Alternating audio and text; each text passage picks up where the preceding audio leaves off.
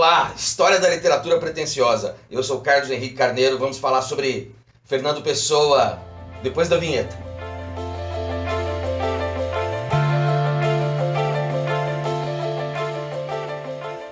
Nasce um Deus, outros morrem.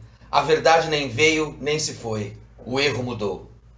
Esse é um trecho de Natal, um dos poemas de Fernando Pessoa, ele mesmo, que compõe a obra vasta desse lusitano do século XX, que instala na poesia de língua portuguesa a reflexão, o lirismo e um toque de racionalismo quase clássico, inigualáveis até hoje. Natal é um desses poemas. Revela um tanto da necessidade de se rediscutir a questão religiosa. O próprio Fernando Pessoa, ele mesmo, se considera um tanto místico, mas é um nacionalista, é uma figura que expõe a racionalidade dentro dos seus versos. E essa passagem de Fernando Pessoa, ele mesmo, porque digo ele mesmo, há outros Fernandos, essa passagem de Fernando Pessoa, ele mesmo, pela literatura portuguesa, deixa uma marca de saudosismo também. Fernando Pessoa, ele mesmo, era sebastianista. Vamos ao poema Isto, que vai explicar um tanto da genealogia do trabalho de Fernando Pessoa. Leia o poema comigo.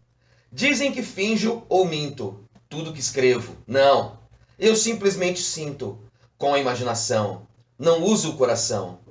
Tudo que sonho ou passo, o que me falha ou finda, é como que um terraço sobre outra coisa ainda, essa coisa que é linda. Por isso escrevo em meio do que não está ao pé, livre do meu enleio, sério do que não é. Sentir, sinta quem lê. A poesia do Fernando Pessoa já apresenta um tanto de metalinguagem, não só nesse poema, como em autopsicografia, que revela a necessidade de se elaborar o texto com uma identidade ficcional bastante marcada. É a ficção realmente realizada, explicada. Construir um universo poético através da musicalidade, através do ritmo, da escolha lexical, mas principalmente tentando evitar muita subjetividade, tentando evitar as emoções. Um dos poemas que a Universidade Federal do Rio Grande do Sul sugeriu como leitura é a parte 6, a sexta parte de Chuva Oblíqua, poema de versos livres, por vezes brancos, mas que faz parte de uma tendência de estilo criada por Mário de Sá Carneiro e Fernando Pessoa, chamada paulismo. É uma variação de pauís, algo no limite do pantanoso, com a profundeza quase gótica de influência impressionista ou simbolista. A parte 6 pedida aos vestibulandos começa assim. O maestro sacode a batuta, e lânguida e triste a música rompe.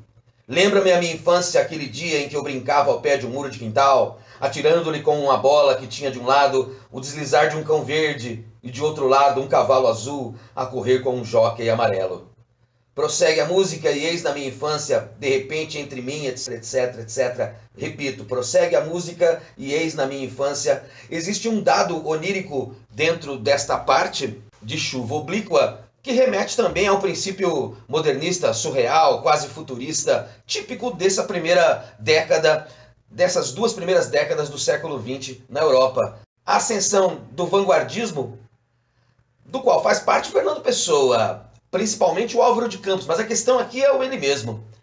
Nesse poema, nessa parte 6, vai haver uma espécie de hipnose, de volta ao passado, e de referências ao caos, que só vai terminar esse dado de sonho quando a música cessar.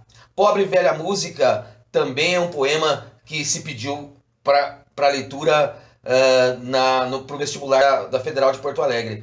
Existe nessa coletânea como um todo um gosto, não necessariamente pelo ritmo, mas pela ideia da mistura de artes, a música, a literatura, criando um novo estado, uma espécie de nova arte dentro dessa literatura moderna de Fernando Pessoa. Não deixe de curtir nossa página. Deixei aqui links a respeito de modernismo e também de Fernando Pessoa. Obrigado.